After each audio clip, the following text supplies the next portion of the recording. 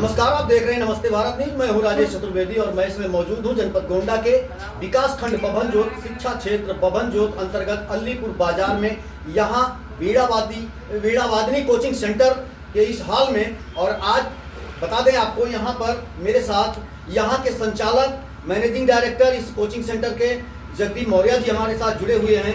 आपको बता दें, यहाँ आज जो है पढ़ने वाले जो कोचिंग पढ़ने वाले बच्चे हैं उनका विदाई समारोह है। तो ऐसे में कुमार साहब, कैसे क्या विचार आया कि विदाई समारोह करना चाहिए? सबसे पहले आपके चैनल नमस्ते भारत को बहुत बहुत धन्यवाद और आपको बहुत धन्यवाद।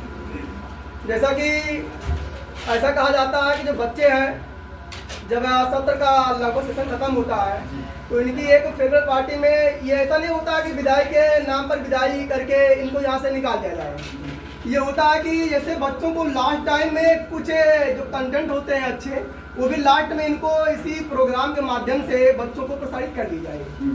और इसके बाद में बच्चे अपना जो कुछ ऐसा अवसर आता है कि पूरे साल में अगर कोई प्रोग्राम नहीं होता है तो जो बच्चों के अंदर अपनी खुद की छवि होती है, कोई इनके अंदर अपना दिखाने का कुछ बोलने का हुनर होता है, वो बच्चे दबे रह जाते हैं। जब इन्हें माइक का दिया जाता है, ऐसे इन्हें अवसर प्रदान किए जाते हैं, तो इनके अंदर जो कुछ अपना स्वयं का ज्ञान होता है, इनके चाहे पास इनके गीत हो, चाहे कुछ अच्छे इनके पास फैक्ट बोलने के लिए हो, चाहे शिक्षा से कोई जुड़ी चीज़ें अच्छी कंटेंट हो, तो ये लोग अपने वक्तव्य के माध्यम से अच्छी मोटिवेशन देकर जो अदर बच्चे हैं, अपने जूनियर बच्चे हैं, उनको ज़्यादा प्यार सम्मान देकर और अपने बताए गए अपने चले हुए पथ प्रदर्शन में पढ़े हुए अपने जो चीज़ें हैं उसके हिसाब से जो इनके जूनियर होते हैं इन्हें अपना देते हैं एजुकेशन की। हाँ, ऐसे आपको करना चाहिए कि हम अच्छे एजुकेशन करके आज 9th था, पिछली बार हमारा 9th था, आज 10th है। तो जब जो हमारा अच्छा प्रदर्शन था, अच्छा हमारा रैंक था, अच्छा हमारा पढ़ने में सिचुएशन था, इसीलिए हमने 9th को प्रमोट किया, 10th में अपना आके अपना अध्ययन किया।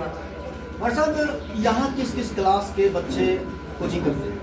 यहाँ सर क्लास से जो LKG से लेकर 10th तक के बच्चे होते हैं, 12th तक के बच्चे होते हैं। तो वहाँ पर हम लोग अच्छे से अच्छे बच्चों को, समाज में जो वंचित हैं, गरीब हैं, पिछड़े हैं, उनको खोजने का प्रयास करते हैं। हमारी प्राथमिकता यही रही है कि हमेशा जो गरीब बच्चे हैं, पिछड़े तबके के बच्चे हैं, उनको अच्छी एजुकेशन दी जाए। जिनके पास फीस है वो भी पढ़ते हैं, जिनके पास नहीं उसको भी पढ़ाते हैं। जैसे गरीब बच्चों के लिए भी ऐसा कुछ सिस्टम रखा है? गरीब बच्चों के लगभग हमारी जो खुद की मेंटालिटी है, जो हमारे पिताजी है, उन्होंने जब कोचिंग मैंने स्टार्ट किया तो उन्होंने यही कहा कि देखिए, आप शिक्षक हैं, समाज में जो शिक्षा का होता है उसका स्थान सर्वोपरि होता है। इसके बाद आपके निगाह में, आपके नेचर में जो बच्चे होते हैं उनमें इक्वलिटी आपको दिखनी चाहिए। आप ऐसे बच्चे हो कि ऐसा नहीं कि जो पैसे वाले हैं उनको अलग आप रखें, जो पैसे वाले नहीं है उनको आप अलग रखें। आप बच्चा गरीब है लेकिन माइंड से गरीब नहीं है, आज उसकी हालत खराब है, लेकिन अगर कुछ योगदान हमने दे दिया उसके लाइफ में तो वो बच्चा गरीबी से हटकर अच्छा अपना एक स्थान ग्रहण करेगा।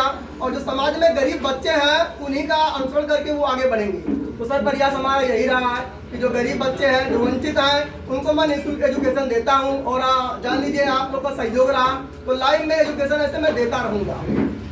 जैसे कि ये कोचिंग सेंटर वीणा वादनी के नाम से आप चला रहे हैं, पहला सवाल तो कि कितने दिनों से चल रहा है, लगभग कितना पुराना समय हो गया इस वीणा वादनी? लगभग सर मैंने इस क्षेत्र को 7 साल दिया और 7 साल में मैंने स्टार्टिंग 7 बच्चों से ही किया था। अच्छा। और जब फर्स्ट बार मैंने अपना जो हम टीचर इंग्लिश के हैं, इंग्लिश पढ़ाते हैं, और जब पहली बार में मैंने अपने परिश्रम से बोर्ड एग्जाम में बच्चे हमारी क्वालिफिकेशन जो अपना लिए क्वालिफाई किए तो उसमें से 87 नंबर आया।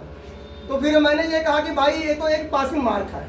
फिर मैंने उससे थोड़ा संतुष्ट नहीं हुआ, तो मैं कहा अगर थोड़ा मैं और परिश्रम करता हूँ और बच्चा ये परिश्रम करता है, देखिए शिक्षक का जो काम होता है, अगर बच्चे को परिश्रम करवाना है तो शिक्षक के हाथ में है। जैसा आप करेंगे, जैसा आप पढ़ाएंगे, टीच करेंगे, अपने जो होमवर्क है, आपके जो शिक्षण कार्य है, अगर उसमें बढ़िया से आप बच्चों को कंटेंट दे रहे हैं तो बच्चे आपके इच्छुक होंगे पढ़ने के लिए। तो मैंने 7 साल इस क्षेत्र को दिया, इस बच्चों को दिया। इसके बाद में प्रयास यही रहा कि अगर आप लोग का साथ रहा, समाज का साथ रहा, तो फिर ये गरीब बच्चों को पहला प्रयास ये रहता है गरीब बच्चों को हम खोजें और उनको अच्छी से अच्छी एजुकेशन दें। जैसे कि 7 सालों का दौर सिलसिला चला आया, ऐसे में कुछ बच्चे टॉप भी किए हैं। लगभग कितने बच्चे टॉप किए हैं ये जानकारी पड़ी है? हमारे यहाँ से लगभग जान लीजिए ब्लॉक तो हमेशा टॉपर रहा, क्षेत्र हमेशा टॉपर रहा। इसके बाद में बच्चों का परिश्रम इतना बढ़िया था कि इसके पहले हम लोग जिले में 8वां रैंक लेकर हमारा बच्चा शिवान गुप्ता टॉप किया। लेकिन थोड़ा वहाँ हमको दुख हुआ कि जो 8वां रैंक है वो थोड़ा फर्स्ट सेकंड थर्ड की रैंक में होना चाहिए, लेकिन फिर भी सही है। जहाँ हमारा क्षेत्र एकदम पिछड़ा है एजुकेशन के मामले में, तो वहां से बच्चे ने 8 रैंक लिया डिस्ट्रिक्ट गोंडा में, तो भी कोई छोटा कार्य उसको नहीं कहा जाएगा। क्या लगता है ऐसे में बीड़ा वादनी कोचिंग सेंटर की जो बुनियाद आपने रखी है आने वाले फ्यूचर में, कोई ऐसा बच्चा भी आपके निगाहों में दौड़ रहा होगा, हो सकता है आने वाले दिनों में यूपी टॉप भी कर सकता है? जी सर, इस बैच में बहुत सारे हमारे ऐसे विद्यार्थी हैं। हाँ। और लगभग हमें लग रहा है अब की बार हम पिछली बार जो चूके, तो हमें लग रहा है ऐसे ही अगर बच्चों का परिश्रम रहा तो हम आने वाले कुछ ही पलों में, कुछ ही वर्षों में प्रदेश में अपना पहला स्थान इन बच्चों को, इस कोचिंग को हम देंगे। तो ये थे मैनेजिंग डायरेक्टर कोचिंग जो है बीड़ा वादनी कोचिंग सेंटर के जगदीप मौर्य जी, और लगातार बच्चों के लिए जो है मेहनत कर रहे हैं और आने वाले बच्चों के भविष्य को संवार रहे हैं। लगातार जो है शिक्षा क्षेत्र में अपनी धमक बरकरार रखे हुए, आगे बढ़ते हुए, बच्चों के भविष्य को संवारते हुए चल रहे हैं। आज यहाँ विदाई समारोह था, तो ऐसे में आज हमारा भी आना हुआ, हमने लाइव कवरेज आप तक पहुँचाया।